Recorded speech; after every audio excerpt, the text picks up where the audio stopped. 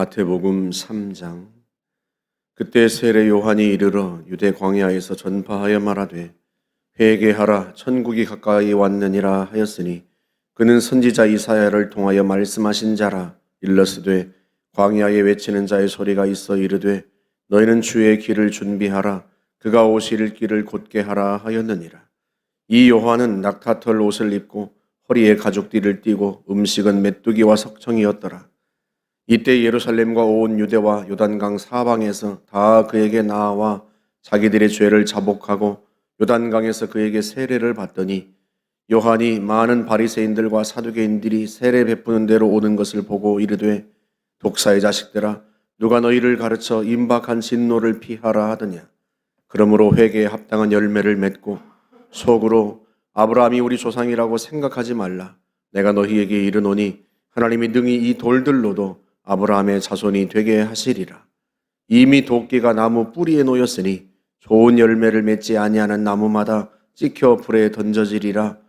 나는 너희로 회개하게 하기 위하여 물로 세례를 베풀거니와 내 뒤에 오시는 이는 나보다 능력이 많으시니 나는 그의 신을 들기도 감당하지 못하겠노라. 그는 성령과 불로 너희에게 세례를 베푸실 것이요 손에 키를 들고 자기의 타작마당을 정하게 하사 알곡은 모아 곳간에 들이고 쭉정이는 꺼지지 않는 불에 태우시리라. 이때 예수께서 갈릴리로부터 요단강에 이르러 요한에게 세례를 받으려 하시니 요한이 말리어 이르되 내가 당신에게서 세례를 받아야 할 터인데 당신이 내게로 오시나이까? 예수께서 대답하여 이르시되 이제 허락하라. 우리가 이와 같이 하여 모든 의를 이루는 것이 합당하니라 하시니 이에 요한이 허락하는지라. 예수께서 세례를 받으시고 곧 물에서 올라오실새 하늘이 열리고 하나님의 성령이 비둘기같이 내려 자기 위에 임하심을 보시더니 하늘로부터 소리가 있어 말씀하시되 이는 내 사랑하는 아들이요 내 기뻐하는 자라 하시니라. 아멘. 3장에서 드디어 예수님께서 역사의 무대에 등장하시는데 그 전에 세례 요한을 소개합니다. 그런데 세례 요한의 사역과 메시지를 소개하기 전에 그의 외모를 소개합니다. 그래서 4절에 보시면 이 요한은 낙타털 옷을 입고 허리에 가죽띠를 띠고 음식은 메뚜기와 석청이었더라. 레위기 11장에 보면 이스라엘 사람들이 먹어도 되는 정결한 짐승에 대한 이야기가 나와요. 굽이 갈라지고 되새김질하는 짐승들은 너희가 먹어도 좋다. 그러니까 하나님께서 이스라엘 백성들의 삶을 거룩을 훈련시키려고 음식조차도 정한 음식, 부정한 음식 그렇게 구분을 해놓으셨단 말이죠. 그 정결한 음식, 정결한 짐승, 먹어도 되는 정결한 짐승들은 굽이 갈라진 쪽발이를 이고 되새김질하는 짐승들인데 그럼에도 불구하고 그러니까 굽이 갈라지고 쪽발이고 되새김질하는 짐승 중에서도 먹을 수 없는 부정한 짐승들이 있습니다. 그 중에 첫 번째가 낙타예요. 세례 요한은 제사장 사가랴의 아들입니다. 당연히 요한도 제사장입니다. 그런데 거룩해야 할 제사장이 부정한 짐승의 털로 짠 옷을 입고 살아요. 이게 얼마나 아이러니한 이야기입니까? 게다가 음식은 메뚜기와 석청이에요. 제사장은 하나님께서 주신 양식이 있는데 그 첫 번째가 양이나 소 같은 흠없는 짐승을 제물로 드릴 때 불에 태워드리지 않은 짐승, 그러니까 번제처럼 불에 다 태워드리는 것 말고 화목제와 같은 불에 태워드리지 않는 제물, 그걸 양식으로 주셨어요. 거기에다 더해서 이스라엘 백성들이 첫 번째 거둔 소산, 민수기 18장 11절에서는 그걸 이렇게 표현을 해요. 그들이 여호와께 드리는 첫 소산, 곧 가장 좋은 기름과 가장 좋은 포도주와 곡식을 너희에게 주었은지. 그러니까 아론과 그 자손 제사장들에게는 하나님께서 이스라엘 백성들에게 주신 땅을 주시지 않고 대신에 농사지을 땅을 주시지 않은 대신에 그들에게는요, 이스라엘 백성들이 드리는 제물, 그 고기와 그리고 가장 좋은 첫 번째 소산, 좋은 기름과 포도주와 곡식들을 하나님이 양식으로 주셨단 말이죠. 그런데 요한은 제사장이면서도 하나님이 주신 가장 좋은 음식을 먹지 않고 하찮고 보잘것없는 메뚜기와 들꿀을 먹고 살았습니다.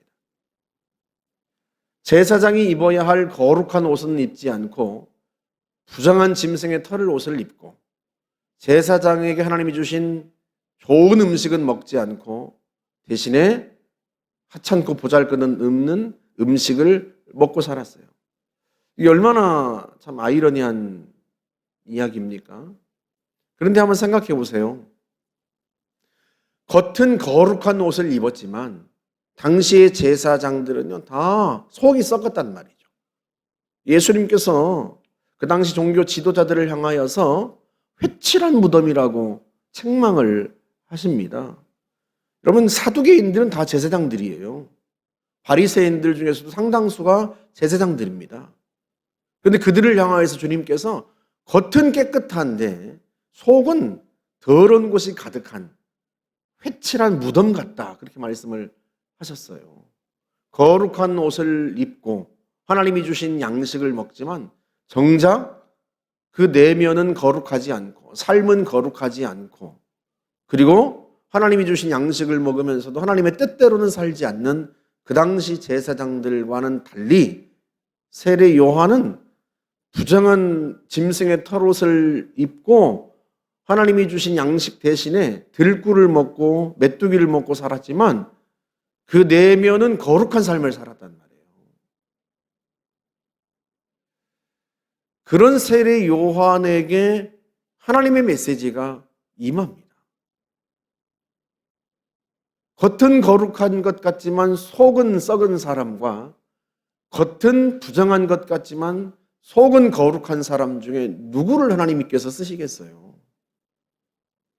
게다가 세례 요한이 첫 번째 외친 메시지가 뭐예요? 회개하라, 천국이 가까이 왔느니라. 다른 사람에게 회개의 메시지를 선포하려면 적어도 그 사람은 거룩해야 하지 않겠습니까? 똥 묻은 개가 겨 묻은 개를 나무랄 수는 없잖아요. 사람은 속일 수 있어도 하나님은 속일 수 없단 말이죠. 그러니 적어도 누군가에게 회개하라고 외치려면 그 자신은 하나님 앞에 거룩한 삶을 살려고 몸부림치고 살아야 하지 않겠냐 말이죠. 하나님은 속일 수 없으니까요. 아니, 사실은요, 사람도 사실은 속이지 못합니다. 세례 요한이 그 메시지가 독설에 가까워요. 사람들에게 듣기 좋은 메시지나 또는 치유와 위로의 메시지가 아닙니다. 회개의 메시지를 선포했고요. 심지어는요, 바리새인들이 세례를 받으려고 요한에게 오자 독사의 자식들아, 누가 너희를 가르쳐 임박한 진노를 피하라 하더냐 하고 독설을 퍼붓습니다. 회개에 합당한 열매를 맺고 속으로 아브라함이 우리 조상이라고 생각하지 말라. 하나님은 능히 이 돌들로도 아브라함의 자손이 되게 하시리라. 이게 독설에 가까운 메시지인데요. 그 메시지를 듣고도 사람들이 요단강으로 와서 그에게 세례를 받습니다.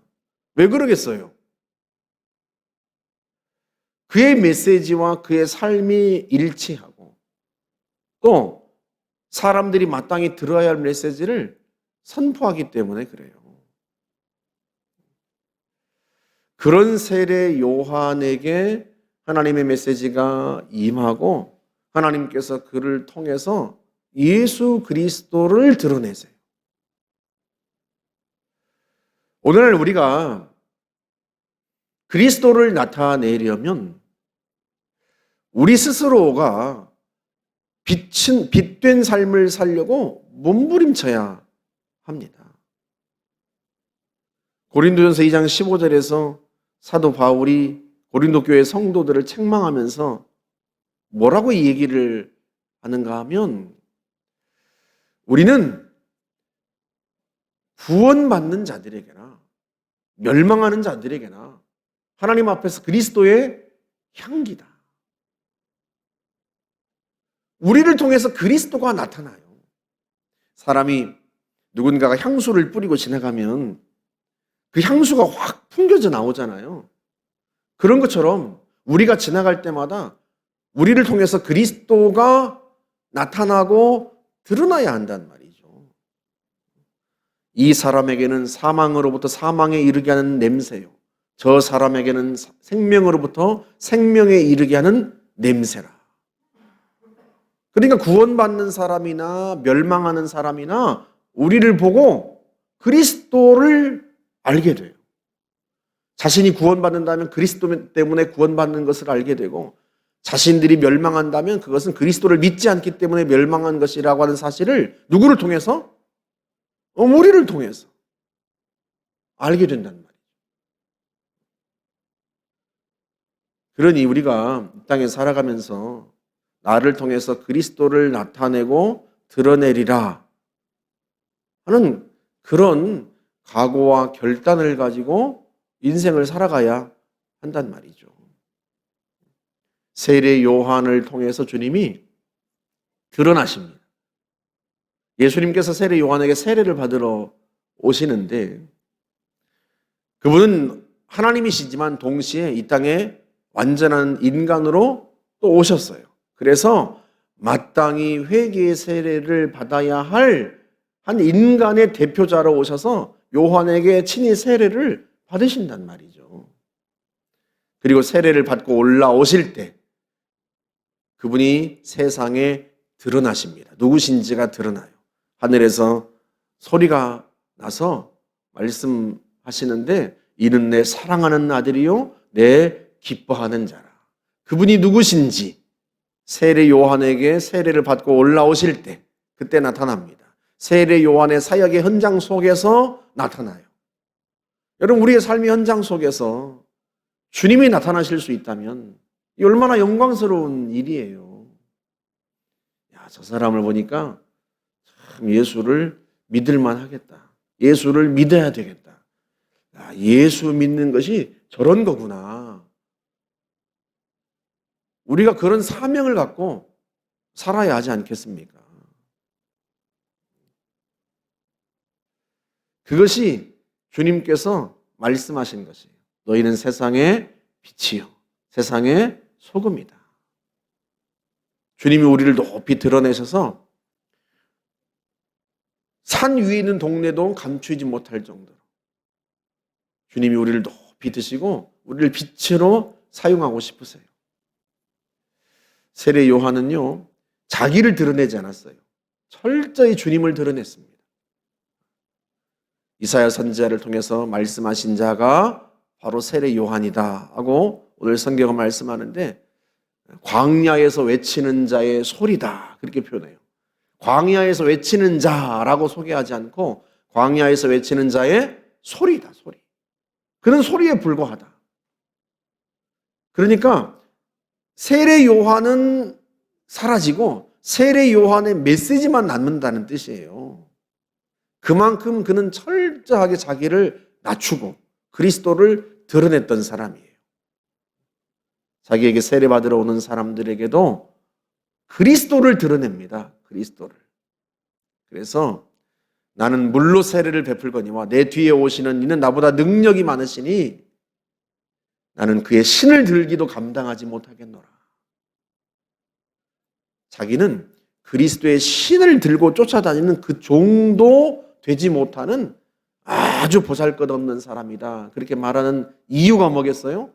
그리스도를 드러내려고, 그는 너희에게 성령과 불로 세례를 베푸시리라.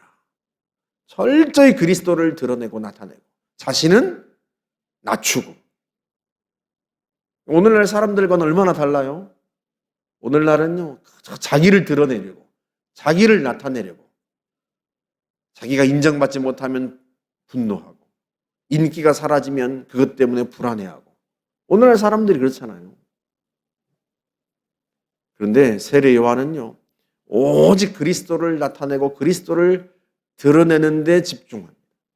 오늘날 성도들이 그래야 돼요. 나를 통해서 그리스도가 나타나는 삶을 살아야 되고, 나는 낮추고, 나를 통해서 그리스도만 드러날 수 있다면 우리가 그런 삶을 살아야 하지 않겠습니까? 그러려면 세례 요한처럼 거룩한 삶을 추구하고 살아야 돼요. 세상 사람들과는 달라야 합니다. 우리가 부단히 성장해가고 부단히 성숙해가서 세상 사람들과는 달라야 그들이 우리를 통해서 빛이신 그리스도를 볼 수 있다는 말이죠. 로마서 12장 2절에서 말씀합니다. 너희는 이 세대를 본받지 말고 오직 마음을 새롭게 함으로 변화를 받아 하나님의 선하시고 기뻐하시고 온전하신 뜻이 무엇인지 분별하도록 하라. 이 세대를 따라가지 말고 이 세대의 타락한 세속적인 이 세대를 본받지 말고 하나님의 말씀을 통해서 마음을 새롭게 하고 변화를 받아서 하나님의 선한 뜻을 분별하고 그 뜻을 따라 살아라 하는 것입니다. 저와 여러분들을 통해서 우리의 삶의 현장에서 사역의 현장에서 그리스도가 나타나고 드러나는 그런 복된 삶을 살아가시기를 주님의 이름으로 축복합니다. 함께 기도하겠습니다. 좋으신 하나님 감사합니다. 주께서 우리를 그리스도의 향기로 세우시고 그리스도의 편지로 세우셨는데 우리를 통하여 주님이 드러나고 나타나서 많은 사람들이 우리를 통하여 그리스도께로 나아오고 구원받는 놀라운 축복의 통로가 되게 하여 주옵소서. 예수님의 이름으로 기도하옵나이다. 아멘.